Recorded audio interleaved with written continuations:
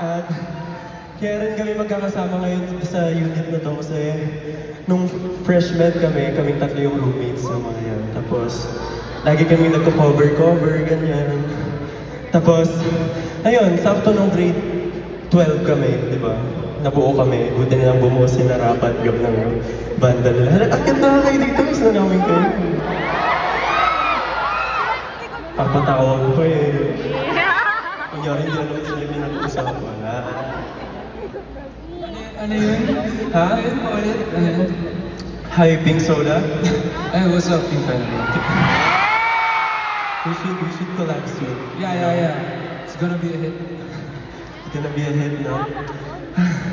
Alam nyo guys, ay, wait lang, may tanong ako. First time ko ito tanongin ha. Bakit nga ba Pink Soda? Pink Soda? Bakit nga ba ikaw? Liga dito. Bakit Pink Soda? Hindi ko alam.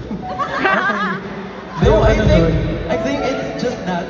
Nung ano, kasi di ba, yung ibang kabanda natin, magkaklase kayo. Ako, taga-ibang section. Eh, yung class hoodie nyo, kulay pink. Tapos sabi mo, sige, Pink Soda na lang. Wow! Kasi maangas pakinggan. Okay. Tapos pumiram ako ng class hoodie nila nung performance namin. Kaya naka-pink kami na. Ang hilig mo magpangalan ng banda na inumin, no? Parang, pero okay yan, maganda. Parang, hey, are you thirsty? What's the nice color? Pink? Have a Pink Soda. And do you like eggs?